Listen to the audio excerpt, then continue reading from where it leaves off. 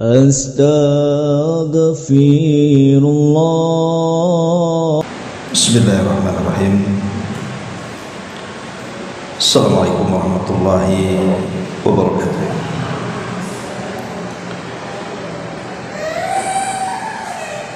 Alhamdulillah, wassalatu wassalamu ala rasulillah wa ala alihi wa sahbihi wa mawalah wa la hawla wa la quwwata illa billahi wa ba'd. Alhamdulillah, segala puja dan puji hanya milik Allah subhanahu wa ta'ala. Salawat dan juga salam kita hadiahkan kepada Rasul kita Nabi besar Muhammad sallallahu alaihi wa ala alihi wasallam. Pembahasan di Ahad pagi ini kita akan membahas beberapa kondisi seseorang tidak boleh memberi atau menerima hadiah. Sebab kalau dilakukan, maka hadiah itu sesuatu yang diharamkan. Ma'asyiral muslimat yang dimuliakan Allah Azza wa Jalla, sebenarnya hadiah sendiri adalah akhlak Islam. Karena Nabi sallallahu alaihi wasallam mengatakan tahadu tahabu. Dari hadis Abi Hurairah radhiyallahu anhu, Rasul mengatakan saling memberi hadiahlah kalian, niscaya kalian akan saling mencintai. Dari sini kita tahu bahwa hadiah itu punya pengaruh besar, di mana dengan hadiah itu semakin mempererat cinta dan juga mempersatukan hati. Karena hadiah itu sendiri alamat dari bersihnya hati. Karena kenapa orang memberikan hadiah itu karena kecintaan kepada orang yang akan diberikan hadiah, menunjukkan memang hatinya bersih. Tetapi ada beberapa kondisi tidak boleh seseorang itu memberi dan juga menerima hadiah.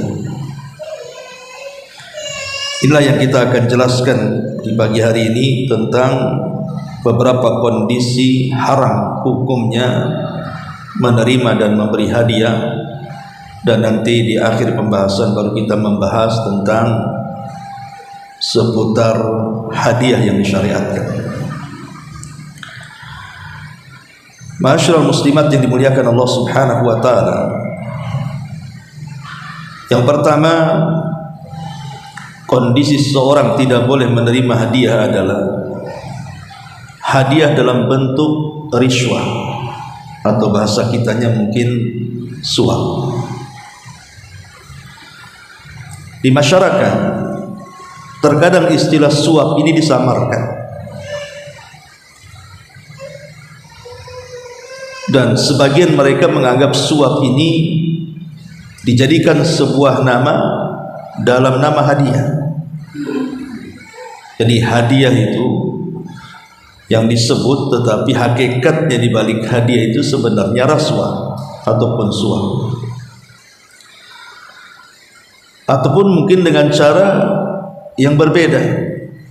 Mungkin diistilahkan dengan makan malam, ditraktir gitu ya. Ataupun dengan cara memberikan sesuatu yang disenanginya. Intinya bahwa disamarkan istilah suap ini. Padahal di dalam Al-Quran dan Sunnah Nabi Sallallahu Alaihi Wasallam, suap menyuap ini sudah jelas. Sebut saja dalam surah Al-Baqarah ayat 188, Allah mengatakan wala ta'kulu amwalakum bainakum bil batil. Dan janganlah kalian memakan harta sebagian kalian dengan cara yang batil. Ahli tafsir mengatakan Yang dimaksud memakan harta sebagian kalian dengan cara yang batil itu artinya bicara soal rasuah, soal suap menyuap. Begitu juga Allah Subhanahu wa taala menyebut dalam surah Muhammad ayat 22 dan 23, Allah mengatakan fahal asaitum in tawallaitum an tufsidu fil ardi. Maka apakah kiranya jika kalian berkuasa maka kalian akan membuat kerusakan di bumi. Sebagian ulama tafsir yang dimaksud membuat kerusakan di sini artinya suap ataupun sogok menyogok. Dan itu juga terulang dalam surah Al-Maidah ayat 42. Allah mengatakan samma'una lil kadhibi akaluna lis-suhti. Mereka itu orang-orang yang suka mendengar berita bohong, yang banyak memakan makanan yang haram. Ulama tafsir mengatakan maksudnya as-suhtu, makanan haram di sini makanan hasil dari suap menyuap. Bahkan tegas Nabi sallallahu alaihi wasallam mengatakan dari hadis Abdullah ibni Umar radhiyallahu anhuma mengatakan la'ana Rasulullah sallallahu alaihi wasallam ar-rashi wal murtashi. Kata Nabi sallallahu alaihi wasallam, Rasul sallallahu alaihi wasallam sangat melaknat orang yang memberi suap ataupun sogok dan yang menerima suap ataupun sogok. Jadi hadiah dalam bentuk sogokan maka itu haram hukumnya, karena ini bagian daripada rasuah dan ini yang banyak di masyarakat. Walaupun menyogok itu hanya mentraktir makanan, hanya makan malam, makan siang, walaupun hanya sepiring nasi, kalau tujuannya menyogok maka makanan itu haram. Apalagi lebih daripada itu, memberikan uang yang banyak dalam bentuk sogokan, entah untuk melancarkan urusan seperti dalam persidangan menyogok hakim supaya tidak memberatkan hukuman, atau mungkin dalam sebuah perusahaan menyogok atasan supaya dinaikkan pangkatnya dan begitu seterusnya. Maka hadiah yang diberikan dalam bentuk rasuah apapun namanya, nama bisa berubah tapi hakikat tidak mungkin berubah, maka hadiah yang seperti ini diharamkan dalam Islam. Ini yang pertama. Yang kedua, hadiyatul khiyanah atau disebut hadayatul ummal. Hadiah tetapi di dalamnya ada pengkhianatan. Dahulu di zaman Nabi sallallahu alaihi wasallam,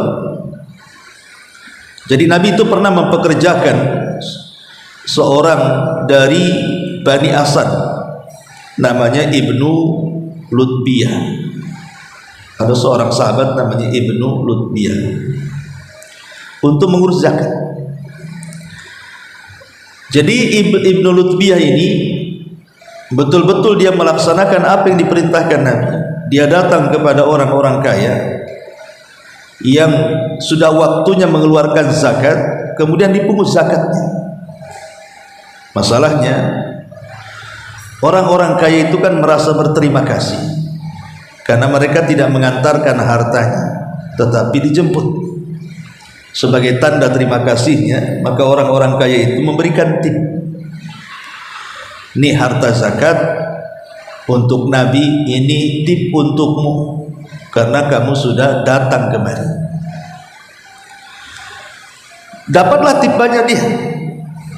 Jadi setelah dia mengumpulkan zakat, dia datang kepada Nabi SAW dan mengatakan, ya Rasulullah, ini harta zakat, tapi ini uang saya karena ini uang tip, hadiah dari orang-orang kaya.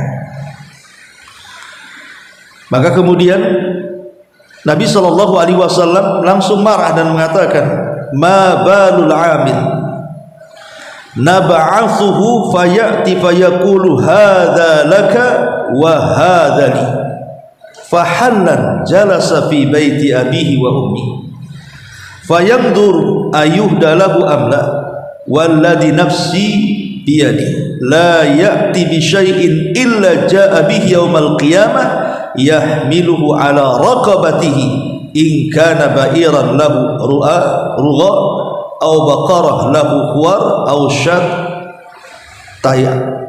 lahu aw syatan tay'am.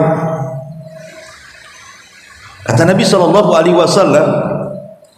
ada apa dengan seorang pengurus zakat ini yang kami utus, kata Nabi.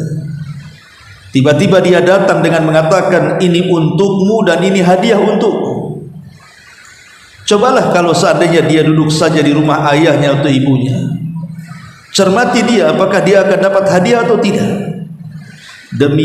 Demi zat yang jiwaku berada di tangannya, kata Rasul, tidaklah seorang datang dengan mengambil hadiah seperti pekerja tadi, melainkan ia akan datang dengannya pada hari kiamat, lalu dia akan memikul hadiah tadi di lehernya.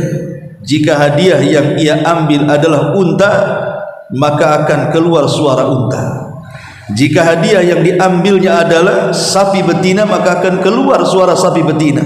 Dan jika yang dipikulnya kambing, maka akan keluar suara kambing. Untuk memudahkan contoh hadiah khianat itu, karena ini berlaku kepada semua pekerjaan, apakah kepada seorang hakim, pejabat, seorang pekerja, atau apa namanya. Saya contohkan umpamanya ada orang bekerja di hotel, dan pekerja ini sudah digaji sama hotel, kemudian ibu menginap di hotel itu. Kemudian karena ibu pengen dilayani dengan baik, akhirnya ibu ngasih tips sama salah seorang pekerja di hotel itu. Padahal menenteng tas, mengangkat tas, membantu membawa tas itu memang sudah pekerjaan dia. Lah ketika ibu ngasih tips sama pekerja hotel itu, padahal dia sudah digaji dari pihak hotel, maka tip yang ibu kasihkan itu disebut hadiatul khianat. Satu sisi namanya hadiah karena ibu kasih, sisi lain disebut khianat karena orang itu berkhianat kepada hotelnya. Atau contoh yang baik, ada petugas imigrasi, ibu pengen buat paspor. Petugas imigrasi memang sudah digaji sama pemerintah, cuma karena ibu pengen cepat pengurusannya, akhirnya kita kasih tips saja dia. Harusnya jadi 3 hari, 1 hari dia jadi. Sementara yang lain yang daftar duluan tak jadi-jadi. Dengan ibu memberikan tip kepada petugas imigrasi untuk mempercepat pembuatan paspor itu haram hukum. Karena itu disebut hadiah khianat. Satu sisi bentuk hadiah karena ibu ngasih, sisi lain berkhianat dengan lembaganya. Ini tidak boleh. Ataupun umpamanya ada pejabat tertentu dalam perusahaan, supaya kita tidak digeser kedudukan kita, akhirnya kita kasih tips saja. Umpamanya dia manajer perusahaan, kita kasih aja hadiah tuh manajer itu. Padahal manajer itu sudah digaji sama ownernya, tapi kita kasih hadiah supaya jangan digeser kedudukannya atau supaya naik pangkatnya. Minimalnya ada manfaat untuk dia. Lah ini disebut hadiah khianat. Tidak boleh. Ini haram hukumnya memberikan hadiah yang seperti ini. Kecuali kalau dia bekerja di tempat lain, pamannya dia kerja jadi guru, ngurus paspor.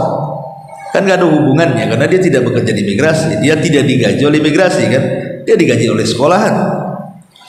Kalau sudah beda instansi lah beda lagi. Maksudnya hadiah khianat ini yang satu instansi, yang satu perusahaan, yang satu lembaga, dia sudah digaji oleh lembaga itu, kita pula kasih tip. Karena ini akan merusak pekerja. Kalau kita kasih tip dalam bentuk hadiah, padahal hadiah khianat ini bisa merusak mental pekerja. Dia mau rajin bekerja itu karena dapat tip akhirnya kan. Kalau tidak dapat tip ya malas-malas saja jadinya. Lah yang seperti ini tidak dibolehkan. Sebagai hukumannya nanti pada hari kiamat akan dikalungkan di lehernya. apa yang ia dapat dari tipnya itu. Baik yang mendapatkan tip atau ibu yang kasih hadiah, haram dua-duanya dapatnya. Kecuali sebagian ulama mengatakan, kecuali kalau seandainya dari pihak perusahaan itu mengizinkannya. Mengizinkannya, umpamanya perusahaan mengatakan tidak apa-apa, ambil saja tipnya. Kalau memang sepakat dari yang perusahaan. Tapi kalau tidak ada ucapan seperti itu, bahkan bisa merusak citra perusahaan, maka itu haram dapat. Maka ini yang kedua, disebut hadiah khianat. Kemudian yang ketiga, di antara hadiah yang diharamkan juga adalah hadiah yang diberikan kepada orang yang menolong kita untuk mencarikan sebuah pekerjaan. Namanya contoh nih, ibu mau bekerja di perusahaan. Kebetulan saya ini kenal sama orang yang di perusahaan itu, mungkin orang yang punya kedudukan di perusahaan itu. Ibu datang ke saya, Ustadz, bisa enggak Ustadz sambungkan saya dengan perusahaan itu? Nanti kalau seandainya saya bisa bekerja di perusahaan itu, nantilah ada hadiah untuk Ustadz. Kalau saya menerima hadiah itu, ini disebut hadiah syafaat. Haram hukumnya, tidak boleh. Karena Nabi SAW mengatakan dalam sebuah hadis yang dikeluarkan Abi Dawud, kata Nabi SAW, man syaffa'a li akhihi syafa'atan fa uhdiya lahu hadiyatan 'alaiha faqad ata baban 'aziman min abwabir riba, kata Rasul. Barang siapa yang memberikan syafaat pertolongan kepada saudaranya, tiba-tiba dia diberikan hadiah karena menolong dia, maka sungguh dia telah membuka pintu sebesar-besarnya dari pintu-pintu riba. Kenapa demikian? Karena dalam Islam itu memang muslim satu dengan muslim yang lainnya harus ta'awun. Wa ta'awanu 'alal birri wat taqwa. Kita harus memberikan pertolongan kepada saudara kita yang kesusahan. Dia sudah susah cari pekerjaan, nganggur lama, ya kan? Udah dapat pekerjaan, tiba-tiba kita ambil pula hadiahnya, ya kan? Jadi hadiah syafaat ini tidak boleh. Dan itu banyak di masyarakat yang seperti itu. Tolong carikan pekerjaan, nanti kalau dapat saya kasih hadiah. Maka hadiah seperti ini disebut hadiah syafaat, haram hukumnya diterima. Jadi kita kalau menolong saja, minta pahala dari Allah Subhanahu wa ta'ala. Ini yang ketiga. Kemudian yang keempat, hadiah untuk mengulur hutang. Umpamanya saya punya hutang sama ibu, anggap saja 100 juta. Saya berat membayar, berat sekali. Akhirnya kemudian saya datang ke ibu, kasih makanan, kasih hadiah, kasih souvenir atau apa gitu, supaya akhirnya ibu segan pula mau menagih utang kan, karena saya suka ngasih hadiah. Lah yang seperti ini tidak boleh, karena hadiah yang seperti ini artinya manfaat dalam hutang piutang. Dan ini masuk dalam kaidah para ulama fikih, kullu qardin jarran naf'an fahuwa riba. Setiap qard yang ada manfaat di dalamnya, maka manfaat itu menjadi riba. Jadi setiap qard maksudnya hutang piutang. Hutang piutang dalam Islam itu, Bu, itu murni soal sosial. Ingatnya, hutang piutang dalam Islam itu murni soal sosial. Tolong menolong, bantu membantu. Tidak boleh ada manfaat dalam hutang piutang. Kalau ingin dapat manfaat dalam hutang piutang, jual belilah. Kerjasama untuk jual beli. Lah ketika kemudian kita berikan hadiah kepada orang yang kita berhutang kepadanya, supaya mengulur-ngulur dia menagih hutangnya kepada kita, maka hadiah yang kita berikan kepada kita itu bisa terjerumus kepada riba. Kan itu tambahan dari hutang piutang masalahnya. Hutangnya tetap dibayar sekian, dia pula dapat hadiah kan, berarti manfaat hadiah itu kan. Samalah dengan pamannya, ibu datang ke saya, Ustaz bisa nggak pinjam uang 100 juta? Bisa, tapi jaminannya apa Bu? Oh saya ada tanah 1 hektar di Barelang. Ustaz bisa manfaatkanlah tanah itu sampai terlunasi hutang saya. Akhirnya betul-betul saya manfaatkan ladang ibu itu. Saya tanami pisang, tanami macam-macam, menguntungkan. Akhirnya hasilnya saya jual. Lah memanfaatkan lahan jaminan dalam hutang piutang itu riba. Tidak boleh. Karena hutang piutang itu murni sosial. Tidak ada manfaat di situ. Maka ketika kemudian saya mengambil keuntungan dari ladang itu, pamannya setelah 1 tahun saya dapat keuntungan 50 juta dari ladang itu, berarti 50 juta itu sebagai pelunasan hutang sebenarnya. Artinya hutangnya tinggal 50 lagi. Tapi kalau seandainya hutang 100 tetap 100 dan saya dapat 50 juta juga dari pengelolaan kebun itu, 50 itulah ribanya. Nggak boleh. Maka ini di sini hadiah dari orang yang hendak mengulur-ngulur hutang piutang, maka ini masuk pada kaidah kullu qardin jarran naf'an wa huwa riba. Setiap hutang piutang yang ada manfaat di dalamnya itu termasuk riba, tidak boleh. Ini juga termasuk yang keempat, hadiah yang diharamkan. Kemudian yang kelima, hadiah yang dianggap hutang. Ini hadiah yang dianggap hutang. Kalau tadi kan hadiah untuk mengulur hutang, ini hadiah yang dianggap hutang, dan ini banyak di masyarakat. Contoh mamanya, ada orang pernikahan, ibu pasti ngamplopin di situ kan, ditulis pula namanya. Nanti ditandai itu, ibu ngasih berapa itu ditandai, dicatat pula kan sama orang itu. Ketika ibu ada walimah yang sama, kemudian orang itu datang, yang ngasih amplop yang sama lah. Dulu waktu pernikahan anak saya kok kasih 10, tak mungkin lah saya kasih 100 kan itu ya. Di masyarakat kan seolah-olah hutang piutang seperti itu. Padahal orang yang sedang walimah kita ngasih itu adalah bentuk hadiah supaya dia senang, bukan dianggap hutang kan. Nah ini juga nggak boleh memberikan hadiah yang kemudian dianggap hutang itu. Kalau nggak datang pamannya pas walimah anak saya, waktu anak kamu walimah saya datang, pas walimah anak saya kok tak datang gitu ya. Karena mengharap amplopnya mungkin kan. Nah inilah makanya hadiah yang dianggap hutang juga haram hukumnya, tidak boleh. Tidak boleh. Kemudian juga termasuk hadiah kepada anak yang tidak adil. Ibu kalau ngasih hadiah sama anak itu harus adil. Sebab memberikan hadiah kepada anak dan tidak adil, satu diberikan, ibu kasih hadiah mobil, yang satu pula tidak. Satu dikasih motor, satu pula suruh jalan kaki ya.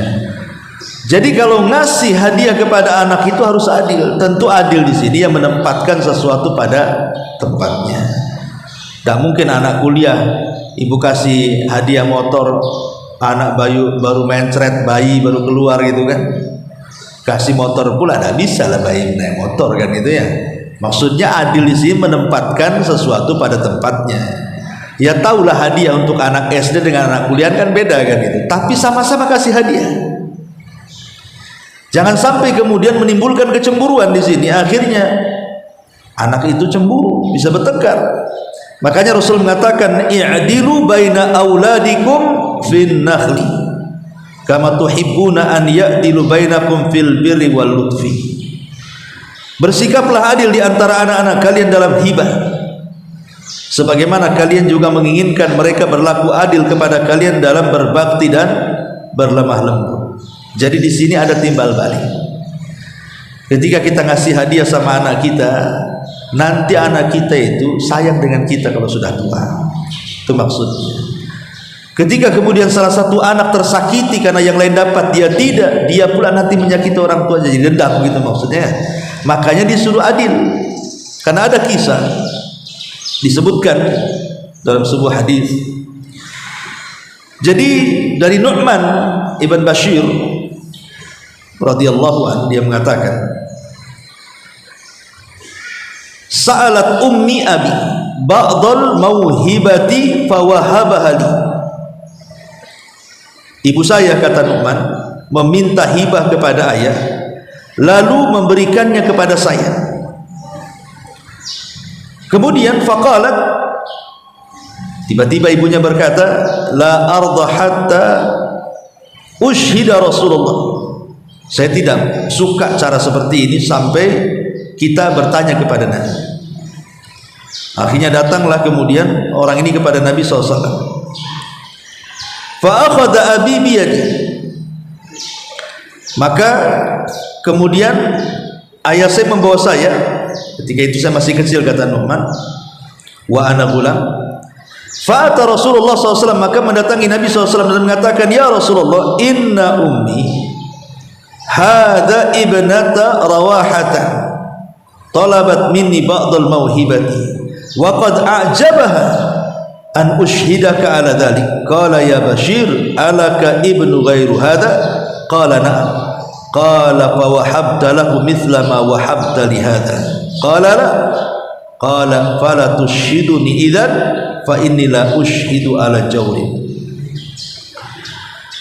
Kemudian dia berkata kepada Nabi SAW, ibunda anak ini Ammarah binti Rawaha memintakan hibah untuk si anak dan ingin engkau menjadi saksi atas hibah ini. Maka Rasul bertanya, wahai Bashir, apakah engkau punya anak selain daripada Nu'man? Ya, katanya. Apakah engkau memberikan hadiah kepada selain anakmu seperti hadiah yang kuberikan kepada Nu'man? Tidak, katanya. Kata Rasul, tidak, aku tidak akan jadi saksi dalam kezaliman. Tak mau saya. Masa kamu kasih hadiah Nu'man, anakmu yang lain gak dikasih? Aku tidak mau kasih jadi saksi untuk kalian.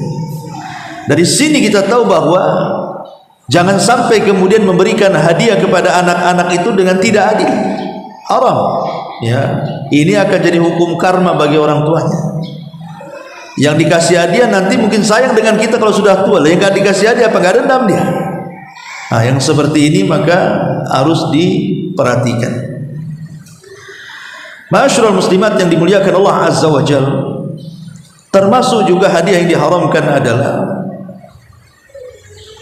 hadiah yang zatnya itu haram. Jadi benda-benda yang dihadiahkan itu zatnya haram. Seperti umpamanya seseorang menghadiahi sebotol khamar ataupun masakan apa itu, kari daging babi atau rendang babi, itu jelas haram kan itu ya.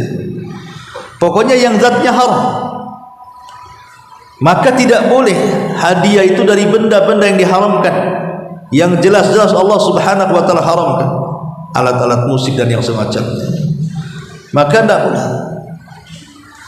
Nah, sekarang masalahnya bagaimana kalau seandainya kita tidak bicara zat? Kalau zatnya haram sudah jelas haram dihadiahkan. Sekarang masalahnya hasil dari ini benda yang dihadiahkan kepada kita itu halal, tapi hasilnya dia beli dari orang yang terkenal muamalahnya. Contoh saja riba, dia kerja di bank konvensional gitu ya, kan jelas ribawiyah ya, bank konvensional itu terkenal memang, dia bekerja di tempat-tempat riba. Tiba-tiba ngasih hadiah sama kita, hadiahnya tidak haram, hadiahnya mungkin dalam bentuk sembako ya, ataupun mungkin benda-benda yang memang tidak najis, tidak haram, halal semuanya. Masalahnya yang ngasih ini dia bekerja yang memang di tempat-tempat yang diharamkan. Macam mana dengan hadiahnya gitu ya? Hal ini pernah ditanyakan kepada Imam Ibnu Utsaimin rahimahullahu taala, dan beliau mengatakan tidak mengapa mengambil hadiah dari orang yang ma'ruf dia bekerja di tempat-tempat riba, karena hadiahnya halal. kita mendapatkan barang itu secara halal. Kita nggak nyuri, kita dikasih kan itu. Tapi dia kalaupun memang membeli hadiah itu dari benda haram, dialah yang haram. Jadi kita nggak terkena dampaknya. Wala taziru waziratun wizra ukhra. Dosa orang tidak mungkin ditanggung orang lain. Alasannya kata beliau Syekh Utsaimin, Nabi SAW itu sering mendapatkan hadiah dari orang Yahudi. Dan orang Yahudi terkenal suka makan riba. Ya, Yahudi terkenal suka makan haram. Tetapi Rasul menerima hadiah. Contoh dalam perang Khaybar, dia diundang oleh seorang wanita namanya Zainab bintul Harith untuk makan di rumahnya. Rasul datang, dikasih dia makan-makan kan itu. Walaupun rupanya Zainab ini sengaja hendak meracun Nabi, tapi bukan kisah meracunnya. Nabi datang untuk makan. Dan di sini kemudian pendalilannya adalah boleh kita menerima hadiah walaupun dari orang yang terkenal bermuamalah dengan riba, karena kita yang menerima dapat secara halal dikasih, tapi dia yang haram karena mencarinya dengan cara haram. Ya, tapi intinya bahwa hadiah yang diharamkan secara zatnya jelas-jelas haram, tidak boleh memberi hadiah atau menerima hadiah dari benda-benda secara zatnya memang diharamkan. Taib, ini juga diantara hadiah yang dilarang. Kemudian juga hadiah yang diharamkan adalah hadiah dari orang yang suka ngungkit. Jadi mendapatkan hadiah dari orang yang suka mengungkit-ngungkit ini Bu, akan jadi beban. Pasti jadi beban kan? Akan jadi beban kepada orang yang diberikan hadiah. Udah dikasih kok diomong-omong kan itu. Diomong-omong atau diomong-omong.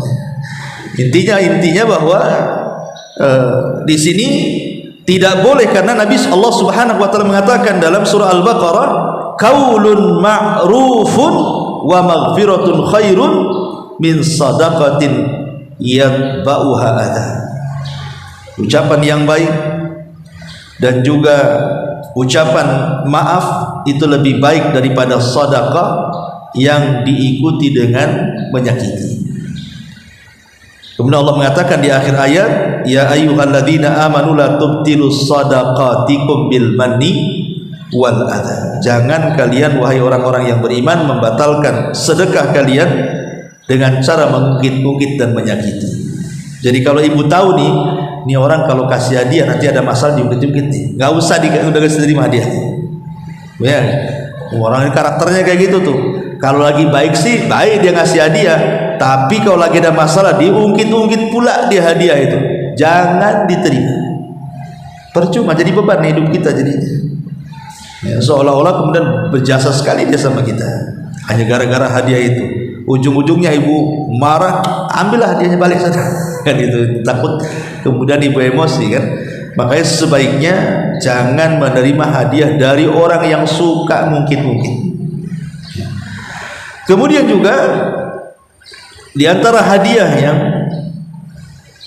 masalah hadiah juga, ibu kalau sudah ngasih hadiah jangan diambil lagi hadiah itu.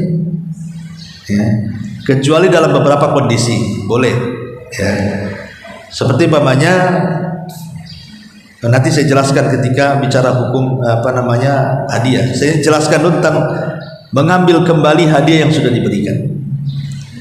Karena Nabi SAW bersabda, "Matsalul ladzi yarji'u fi shadaqatihi kamatsalil kalbi yaqi tsumma ya'ud fi qai'ihi fayakulu."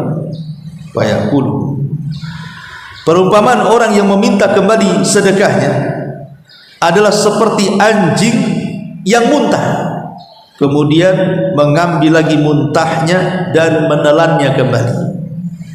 Ya, bagaimana Nabi SAW menyamakan anjing yang muntah tiba-tiba dimakan lagi muntahnya, kan jijik, menjijikan yang seperti ini kan Bu. Maka kalau hadiah sudah dikasih, jangan kemudian diambil lagi. Karena biasanya di masyarakat ini orang yang memberikan hadiah kemudian tiba-tiba mungkin ada masalah besar, pertengkaran, entah dia memfitnah kita, membuli kita, menggibah kita, akhirnya ketahuan, kemudian ibu marah, sini kembalikan hadiahnya, kalau tahu aku kau kayak gini, bagus aku tak kasih hadiah, mana hadiahnya kemarin tuh? Kan gitu ya. Ini tidak boleh, tidak boleh. Kalau sudah memang dikasih hadiah itu hadiah. Kalau soal dia kemudian menyakiti, ini persoalan lain ya. Jadi hadiah itu tetap ibu dapat pahala dalam hadiahnya, jangan kemudian mengambil kembali. Makanya kata Imam An-Nawawi mengatakan di sini ketika bicara hadis ini, hadza zahirun fi tahrimir ruju' fil hibati ba'da iqbadhiha wa huwa mahmul ala hibatil ajnabi amma idza wahaba liwaladihi wa in safala falahu ruju' fihi kama sarraha bihi fi hadits Nu'man. Hadis ini menjadi dalil yang jelas tentang keharaman meminta kembali pemberian setelah diserahkan. Tetapi keharaman ini hanya berlaku untuk pemberian terhadap orang lain, maksudnya selain keluarga. Tapi kalau dalam keluarga boleh, seperti tadi hadis Nu'man kan. Nah, Nu'man ini dikasih sama bapaknya, tapi karena dia tidak memberikan sama anak yang lain, diambil lagi hadiahnya kan. Ini khusus keluarga nggak apa-apa, tapi bagi orang lain tidak boleh. Tidak boleh. Kalau hadiah sudah dikasih sama tetangga, maka tidak boleh diambil lagi. Maka itu seperti anjing yang sedang muntah, kemudian muntahnya ditelan lagi, jijik sekali. Orang seperti ini menjijikkan. Termasuk juga umpamanya kita bicara sedikit masalah kontemporer, hadiah dari bank. Karena ada orang nabung di bank, tiba-tiba dipanggil dapat motor, dapat mobil, dapat apa gitu ya. Maka ada beberapa pembahasan kalau mendapatkan hadiah dari bank ini.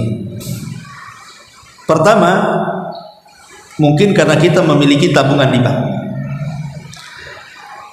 Jadi kalau seandainya kita ini punya istilahnya rekening giro ya di bank tuh, bank ini menggunakan uang kita terkadang tanpa izin kita kan. Kita nabung, padahal dalam istilah bahasa Arab itu disebut wada'ah, menitipkan. Uang kita dititipkan di bank, tapi oleh bank kemudian dia apa? Dipakai uang kita. Berarti uang bank itu sedang berhutang kepada kita karena memakai uang titipan, seolah-olah dia meminjam dulu kan. Karena kita istilah nabung itu kan menitip ya. Yang namanya titipan itu ya diletakkan saja, nggak boleh dimanfaatkan kan. Namanya saya nitip motor, ya taruh aja lah kan gitu ya. Tetapi kemudian kalau kemudian uang titipan yang kita serahkan kepada bank dimanfaatkan oleh bank, berarti bank itu sedang berhutang kepada kita karena sedang menggunakan uang kita, entah untuk apalah pihak bank itu ya. Lah kalau seandainya kemudian tiba-tiba bank dapat untung banyak, kemudian beli motor, beli mobil, dijadikan hadiah untuk nasabah, maka ulama mengatakan hal tidak boleh ya. Kalau karena kita nabung di situ, ibu punya rekening giro di situ, dan dia memberikan hadiah itu karena kita memiliki tabungan di bank, maka haram. Itu sama dengan memberikan manfaat dalam utang piutang ya. Jadi tidak boleh kalau bentuknya yang seperti ini. Tapi kalau memang tidak ada kaitan dengan masalah itu, maksudnya pihak bank ini bukan karena keberadaan rekening kita di bank, bukan pula karena kerjasama yang menguntungkan bank ya, memang nggak ada kaitan dengan itu, bank hanya sekedar ngacak ingin ngasih hadiah ya ada masalah kan gitu ya. Jadi memang murni pihak bank ini ingin memberikan hadiah. Contoh namanya Ramadan, bank mengadakan makan bersama anak-anak panti, ngasih hadiah. Kan orang-orang panti tidak punya rekening giro di bank kan ya, dia bank adakan acara dia ngasih hadiah, kan nggak ada kaitan kita kan, ngasih amplop sama anak-anak yatim. Nah itu ya nggak masalah, nggak ada kaitan ya. Seperti tadi namanya hadiah dari orang yang berprofesi dengan riba, hadiahnya halal karena kita mendapatkan dengan cara halal kan, tapi dia yang bekerja di situ yang haram gitu maksudnya. Bisa dipahami ya? Ya, jadi Kalau hadiah dari bank itu ya lihat kondisi. Ya. Kemudian juga di antara hadiah yang haram juga hadiah ulang tahun. Entah ulang tahun anak, entah ulang tahun apa sekarang macam-macam, ulang tahun anak, ulang tahun ibu, macam-macam ya, banyak ulang tahun pokoknya. Maka dalam Islam ini disebut bid'ah, bahkan bisa menyerupai orang-orang kafir. Di dalam Al-Quran Allah mengatakan wa ta'awanu 'alal birri wat taqwa wa la ta'awanu 'alal itsmi wal udwan. Tolong menolonglah kalian di atas kebaikan dan ketakwaan, dan jangan tolong menolong di atas perbuatan keji dan dosa. Lah merayakan ulang tahun kalau kita menerima hadiah seolah-olah kita menyokong, itu masalahnya. Seolah-olah kita ada sokongan membenarkan ulang tahun tadi. Padahal ulang tahun itu baik ulang tahun anak ataupun ulang tahun orang tua gitu ya, itu tasyabuh dengan orang kafir. Islam tidak mengenal itu. Islam itu tidak mengenal ulang tahun sama ibu setahun sekali. Setiap hari kita hormati ibu kita. Ya, jadi tidak setahun sekali baru kita menghormati ibu kita, nunggu hari raya ibu gitu, enggak. Setiap hari raya untuk ibu. Lah yang seperti ini kata para ulama karena masuk dalam hadis Nabi, man tasyabbaha biqaumin fahuwa minhum. Barang siapa yang tasyabbuh dengan sebuah kaum maka termasuk daripada mereka. Maka para ulama mengatakan sebaiknya tidak menerima hadiah dan tidak memberikan hadiah, karena acara-acara seperti itu acara-acara mungkar, tidak boleh dalam Islam. Apalagi kalau seandainya ulang tahun itu berkaitan dengan ulang tahunnya orang-orang kafir, entah Natal atau apa namanya, tidak boleh, karena di situ ada kaitan bukan hanya sekedar kebiasaan, tetapi ada kaitan ibadah dan akidah di situ. Contoh saja umpamanya mengucapkan selamat saja, selamat hari Natal, belum ngasih hadiah, mengucapkan saja, itu sudah diharamkan para ulama. Kenapa demikian? Karena konsekuensinya berat kan begitu. Kalau kita mengucapkan selamat hari Natal atau selamat tahun baru, maka kita katakan satu konsekuensinya seolah-olah kita membenarkan ketuhanan Yesus. Yang kedua, seolah-olah kita membenarkan Yesus mati di tiang gantungan. Kemudian seolah-olah kita meyakini bahwa dia lahir pada tanggal 25 Desember. Dan seolah-olah kemudian kita pun ikut serta dalam membesarkan perayaan-perayaan orang kafir, padahal Islam punya hari raya sendiri. Orang kalau sudah dicintakan dengan hari raya agama lain, dia kurang cinta dengan hari raya agama sendiri. Di sini tidak ada walawal bawal, hilang walawal bawal. Maka mengucapkan salam aja nggak boleh, memakai atribut aja nggak, apa lagi ngasih hadiah. Maka tidak boleh kasih hadiah. Dan itu bentuk toleransi dalam Islam sebenarnya. Lakum dinukum waliyadin. Saya tidak akan ganggu agama kalian, silakan rayakan, tapi jangan pula ganggu agama kami. Karena terkadang ada orang-orang yang kemudian memancing kita apabila kita datang Idul Adha, Idul Fitri, non muslim dari saudara kita mengucapkan selamat Idul Fitri. Apabila datang hari raya mereka, kita diam saja, diprotes. Kau hari raya aja aku ucapkan selamat, aku hari raya kau tak ucapkan selamat pula. Ya tidak bisa kita ucapkan, karena konsekuensinya berat. Kalau hari raya agama kita tidak ada kaitan dengan kesyirikan, tapi hari raya mereka ada kaitan dengan kesyirikan masalahnya. Kita tidak mungkin mengucapkan apalagi mengatakan seolah-olah mengatakan Isa Tuhan. Mana bisa? Qul huwallahu ahad, Allahus samad, lam yalid walam yulad walam yakul lahu kufuwan, akan bertentangan secara akidah dan ibadah. Makanya tidak boleh ikut serta memberikan hadiah, mengucapkan hari raya, karena acara tersebut adalah acara yang akan merusak akidah. Allah mengatakan dalam surah Al-Furqan 72, walladzina la yashhaduna az-zura wa idza marru bil lagwi marru kirama. Di antara sifat-sifat ibadur rahman, hamba-hamba Allah yang rahman itu, dan orang-orang yang tidak melihat azur, dan apabila mereka bertemu dengan orang-orang yang mengerjakan perbuatan-perbuatan yang tidak ada faedah, mereka berlalu dan mereka menjaga kehormatan dirinya, menghindar. Ya, kalau ada perbuatan zur saja kita menghindar, apalagi ada kesyirikan di situ. Maka tidak boleh memberikan hadiah dalam acara ulang tahun orang-orang di luar daripada Islam, karena tadi dikhawatirkan ada kandungan akidah dan ibadah yang merupakan kekhususan mereka. Tidak boleh memberikan hadiah kepada mereka atau menerima hadiah dari mereka juga, ya. Karena masalahnya momennya momen mereka, kekhususan mereka. Tapi kalau seandainya mungkin di antara keluarga, kalau umpamanya tidak memberikan hadiah atau tidak menerima hadiah, retak hubungan keluarga atau retak hubungan perkawanan, maka kita memberikan hadiah itu bukan atas nama perayaannya, tapi atas nama pertemanannya. Jadi paham ya? Jangan ngasih atas nama perayaannya. Kita jelaskan, maaf, saya memberikan hadiah itu bukan perayaan Natalmu, tidak, tapi karena kamu teman saya kasih hadiah. Nah gitu ya. Jadi bukan disambungkan dengan perayaan. Nah itu dibolehkan seperti itu.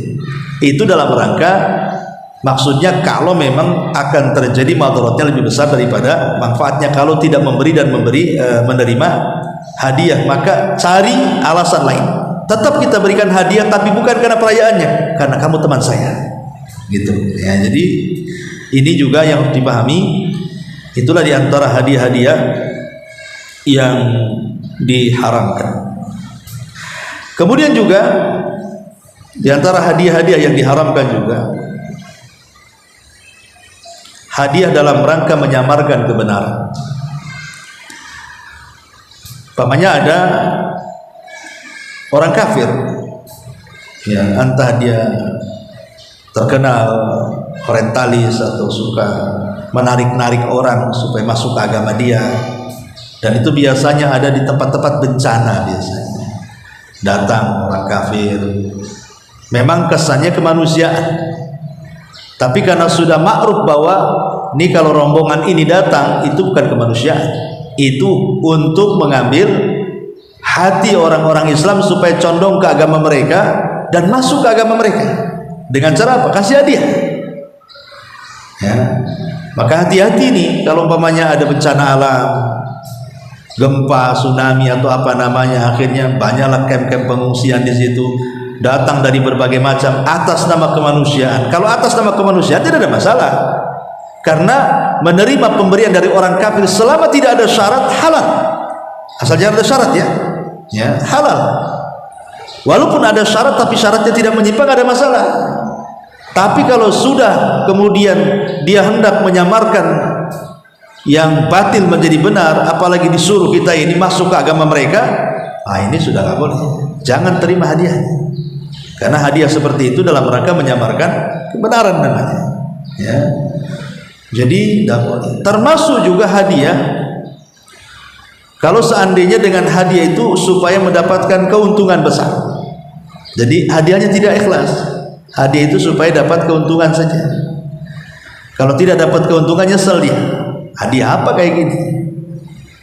Jadi tidak boleh juga kemudian memberikan hadiah itu dalam rangka memberikan keuntungan. Termasuk juga kalau seandainya nih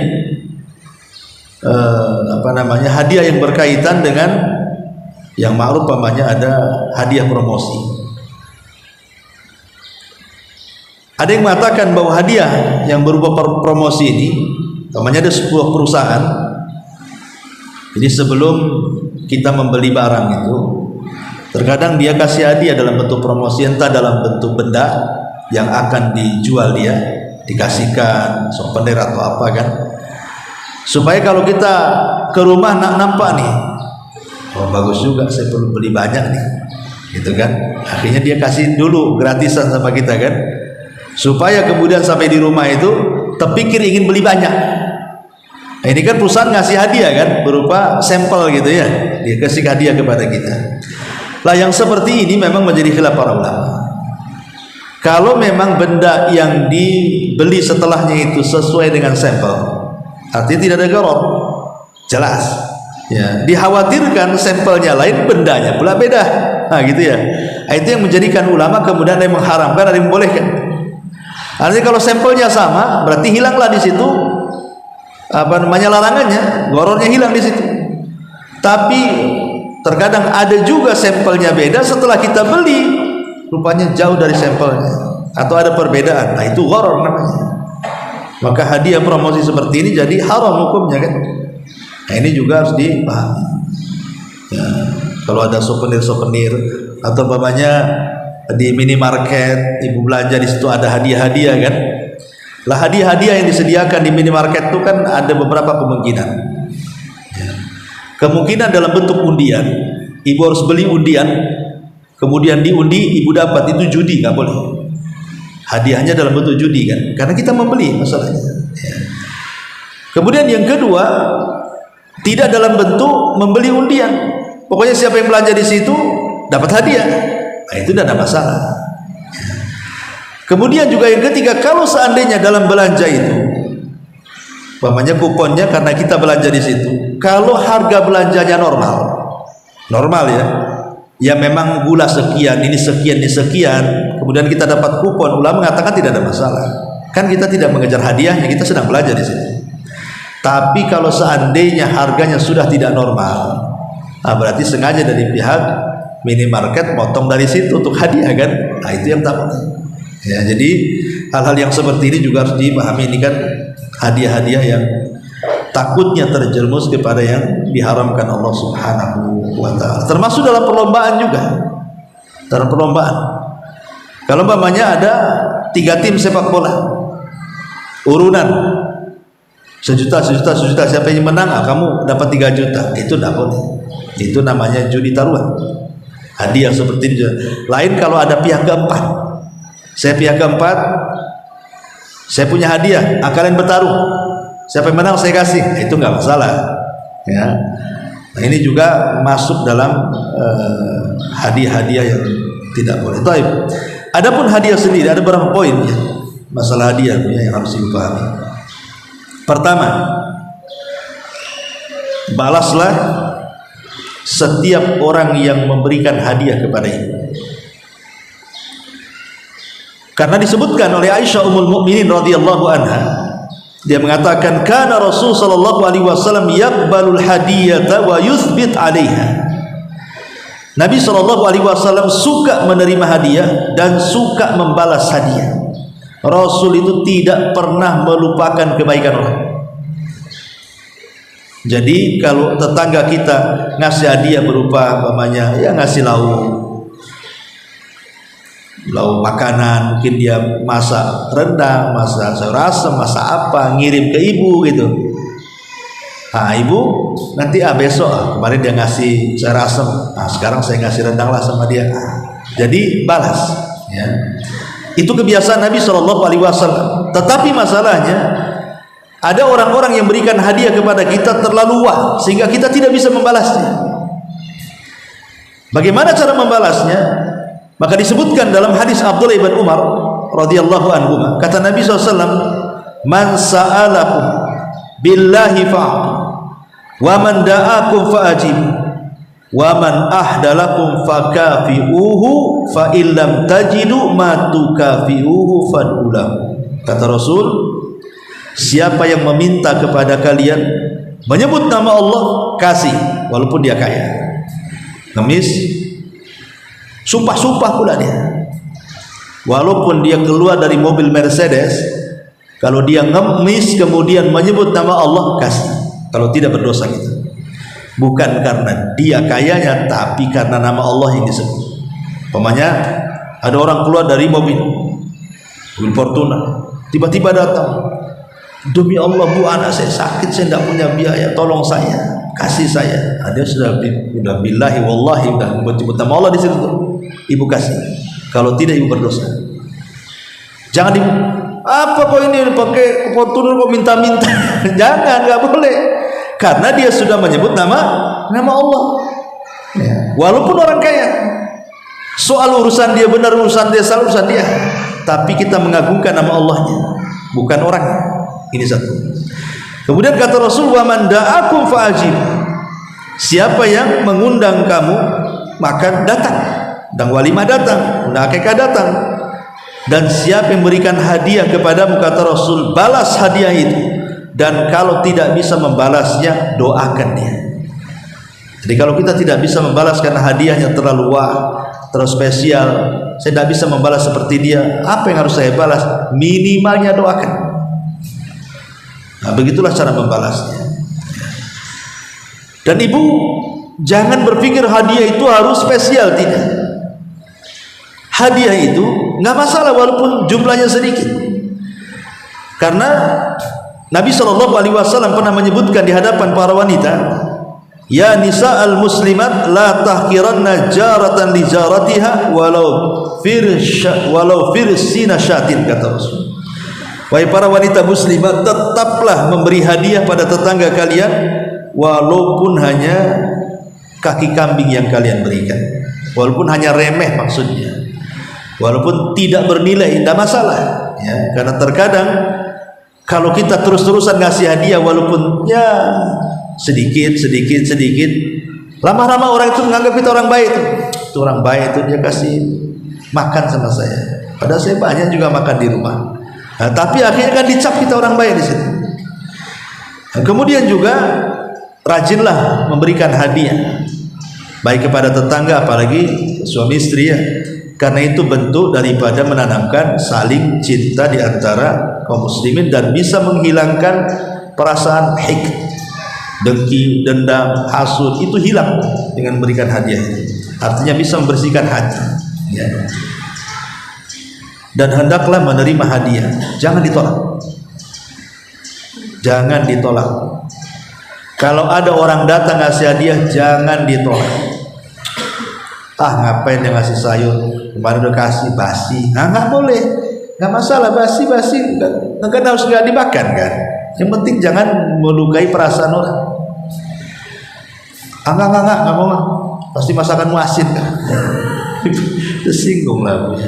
Nggak boleh, karena Rasul mengatakan apa? Ajibu ada iya wala taruddul hadiyata wala tadribul muslimin. Terimalah hadiah, jangan tolak, dan jangan memukul kaum muslimin ya.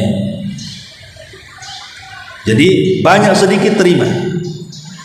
Kemudian boleh mengembalikan hadiah itu kalau seandainya hadiah itu mungkin hal-hal yang diharamkan. Umpamanya ada orang datang ngasih hadiah khamr, ya kita balikan lah. Apa kamu saya nggak pernah mabuk, haram, balikin. Nah itu kalau memang hadiahnya jelas-jelas haram, ya balikin lah ya. Jadi boleh kita memberikan hadiah atau menolak itu kalau seandainya memang hadiahnya sesuatu yang diharamkan Allah Subhanahu wa ta'ala, atau dalam kondisi tertentu seperti Rasul pernah menolak. Jadi dikisahkan ketika Rasul SAW sedang ihram, ada seseorang yang ngasih hadiah, Rasul tolak. Kemudian setelah selesai manasik, kata Rasulullah, laisa bina radda alaika walakinnaka walakinnana hurumun, kata Rasul. Kami tidak menolak karena ada sesuatu atas dirimu, masalahnya tadi kau ngasih aku sedang ihram. Jadi dalam kondisi-kondisi tertentu boleh, karena memang Rasul sedang ihram, tapi setelah ihram ya nggak apa-apa kan gitu. Tapi dia ngasih alasan, tadi sebenarnya saya bukan nolak hadiah, masalahnya aku sedang ihram, kata Rasulullah, makanya aku tolak. Sekarang sudah ihram, silakan kasih hadiah. Menolak dalam kondisi-kondisi tertentu. Ataupun boleh juga menerima hadiah dari lawan jenis kalau tidak membawa fitnah. Kalau tidak membuat fitnah tidak ada masalah, tapi kalau membuat fitnah tidak boleh. Kemudian jangan sampai kita mengharap hadiah untuk dikembalikan, itu tidak boleh. Seperti ibu ngasih hadiah sama orang, ada masalah, ibu nyesel kali kasih hadiah, tidak boleh. Itu kan mengharap untuk dikembalikan, tidak boleh. Kemudian tadi sudah saya bilang jangan mengungkit-ungkit hadiah, itu sudah jelas gitu ya. Kemudian saling memberikan hadiah antara suami istri, karena ini dicontohkan oleh Nabi SAW. Kemudian juga boleh menerima hadiah dari non muslim, dan boleh juga memberikan hadiah kepada non muslim berdasarkan hadis, berdasarkan ayat surah Al-Mumtahanah ayat sampai 9, la yanhakumullahu 'anil ladzina lam yuqatilukum fid din wa lam yukhrijukum min diyarikum an tabarruhum wa tuqsitu ilaihim. Allah tidak melarang kamu untuk berbuat baik dan berlaku adil terhadap orang-orang yang tidak memerangimu karena agama dan tidak pula mengusir kamu dari negerimu. Sesungguhnya Allah menyukai orang-orang yang berlaku adil. Innallaha yuhibbul muqsitin. Wallahu alam. Ini diantara hadiah-hadiah yang diharamkan untuk menerima dan juga memberi. Baik, sampai di sini. Kalau ada yang bertanya.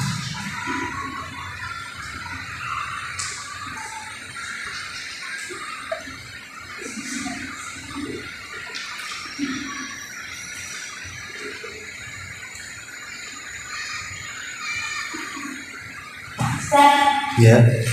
Kalau itu hutang yang dibuat contohnya kalau itu beli baru hutang kayak beras yang dibayar itu kan hutang, nah dibayar pakai uang itu gimana Ustaz? Kan jenisnya juga Iya. Komoditi riba itu jelas hadisnya. Jadi ada emas, perak, gandum, garam, kemudian kurma, yang itu disebut komoditi riba.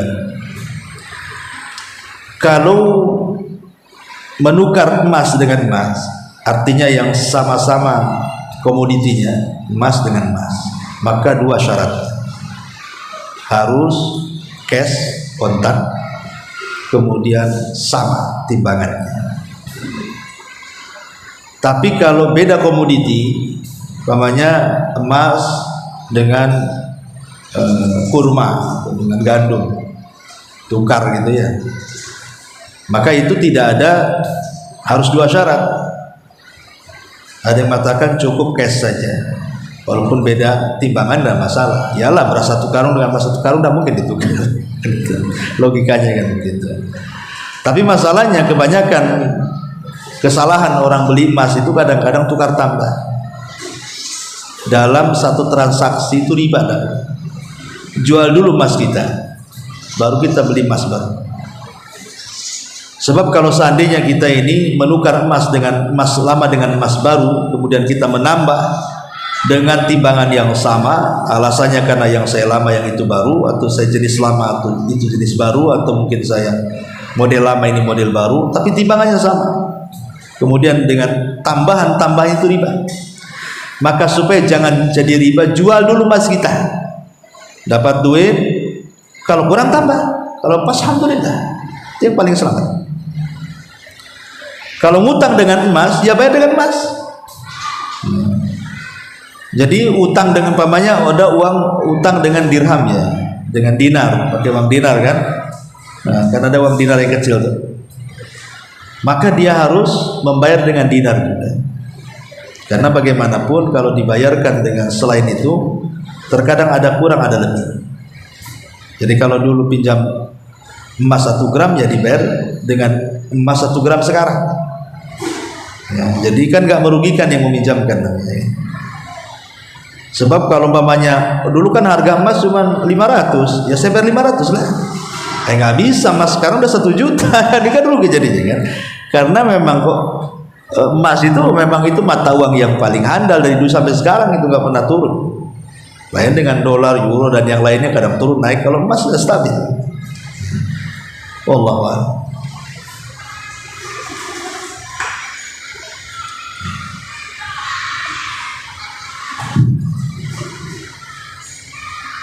Ustaz, masalah hadiah tadi, mau menjelaskan tentang sekarang ini, bukan sekarang sih, sudah jadi tren terutama anak-anak Muhammad saling tukar kado itu, Ustaz. Saling tukar kado anak-anak sekolah. Ya, jadi yang mana dengar bahwa itu tidak diperbolehkan karena termasuk judi kan, Ustaz. Karena kita tidak saling memberi membawa dan saling bertukar kado seperti itu kan, kita tidak tahu apa yang akan kita terima dan kita memberi sekali. Nah, kalau seandainya kalau itu ditentukan harga misalnya boleh kita beli dengan harga 20.000, silakan ini nanti kita bisa menukar kado. Apakah itu termasuk judi juga Ustaz? Sudah ditentukan harganya, namun tapi kita tidak tahu apa yang harus kita terima kalau kita memberi. Iya, alhamdulillah. Pada dasarnya mengajarkan anak untuk saling memberikan hadiah itu bagus, karena itu lita'lim, untuk mengajarkan kebaikan sama dengan mengajarkan anak sedekah. Ya, itu sebuah kebaikan.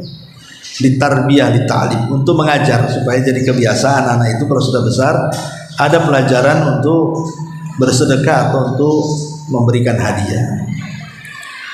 Nah, masalahnya sekarang ini terkadang nominal hadiah satu dengan yang lain kadang-kadang berbeda-beda, dan itu akan ada timbul kedengkian nantinya. Masa anak saya kasih dia harganya 20 kok tiba-tiba pulang bawa kado isinya 1.000 perak kan? Kadang-kadang ada takut ada kedengkiannya di situ. Tapi Allahu a'lam, kalau seandainya seperti tadi ditentukan nominalnya, ya tidak ada unsur judinya di situ kan, tidak, nominalnya pas kan, nggak ada yang dirugikan sebenarnya. Kalau nominalnya semua 20 atau 10.000, atau bendanya mungkin ibu sudah ditentukan semua sama, ya, kalau makanan ya semua rata, itu walaupun dihadiahkan itu juga dia dapat kan, cuman bedanya itu hadiah dari kawannya. Wallahu a'lam, mungkin tidak ada masalah, karena kan sudah hilang unsur gorornya. Kan yang dimasalahkan di sini ada gorornya di sini, ketidakjelasan tadi kan. Tapi kalau sudah hilang unsur gorornya, semua sama isinya, nominalnya sama, apa yang dilarang di sini? Kan nggak ada mah, hanya tukar-tukaran saja. Ya, wallahu a'lam. Satu lagi Ustaz. Iya. Apabila seseorang sering memberi hadiah kepada temannya Ustaz, pokoknya terlalu sering memberi sehingga temannya merasa jadi timbul ada rasa berhutang budi.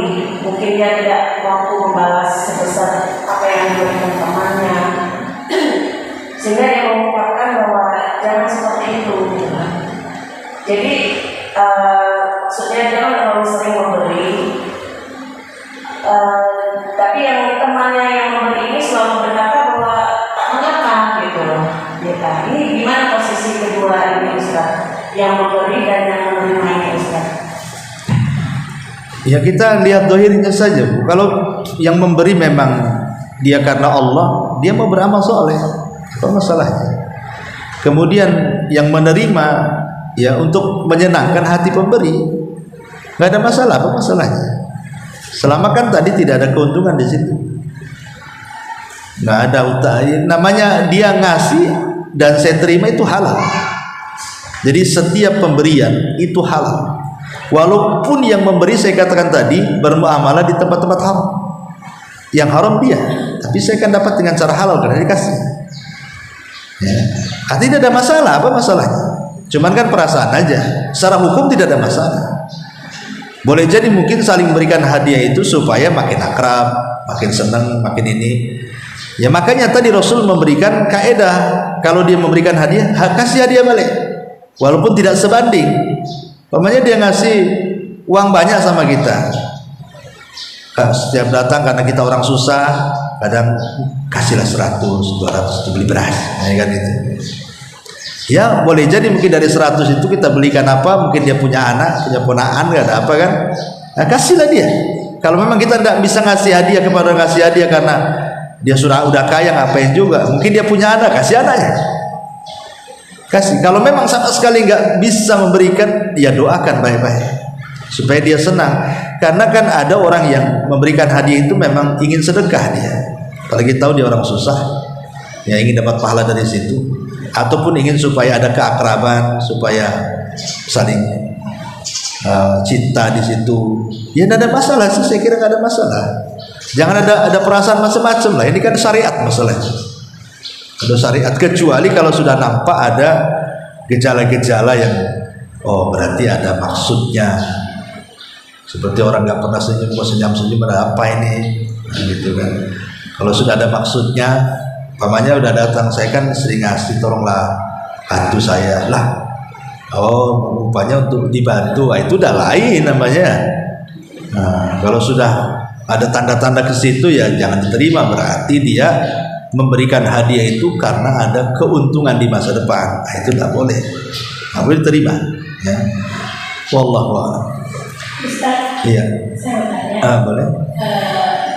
Saya kan seorang guru, dia sudah dapat rapor dan sekarang dapat kelulusan itu saya mendapat hadiah dari murid. Sekarang berkata, sekarang jubah, sekarang ada uang, itu gimana?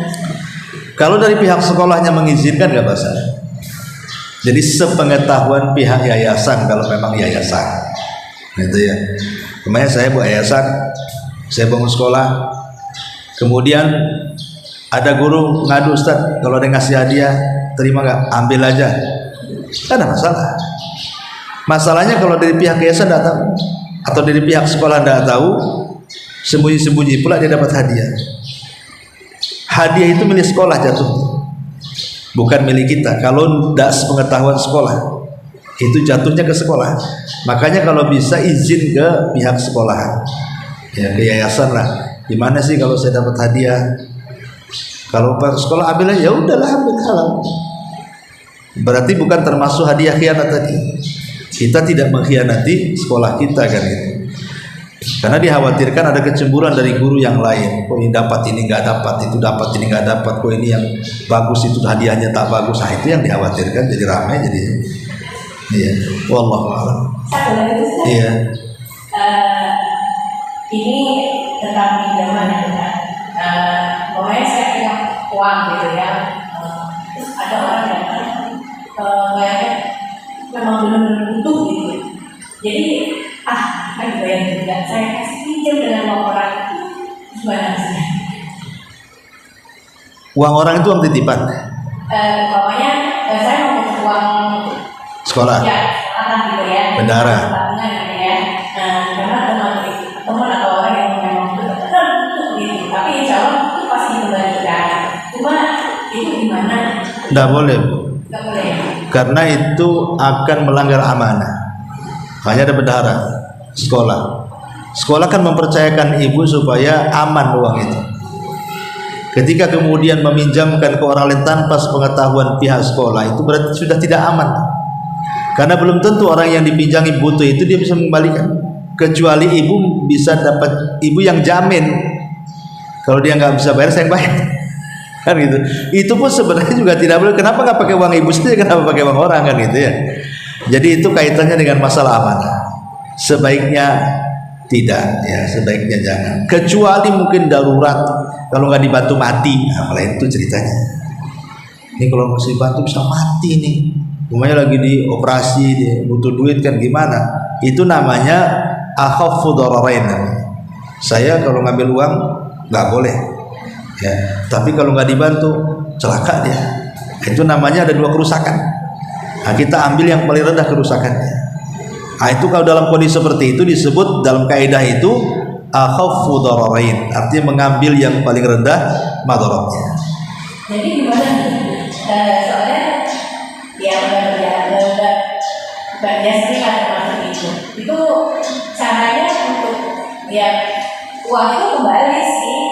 Cuma kan perasaan kita masih punya hutang dengan orang-orang sebelumnya, gimana? Karena saya sudah menjaga orang, duit orang itu untuk orang gitu. Ya sebaiknya jangan diulang, Bu. Ibu ngomong sama orang itu, ini uang orang, uang amanah, saya nggak berani. Ya kalau uang saya sih nggak masalah. Tapi jelasin seperti itu. Ya supaya dia tahu, karena amanah akan ditanya masalahnya kan. Ibu dikasih serai amanah, kok amanahnya malah diamanahi ke orang lagi. Gitu kan, masalah itu.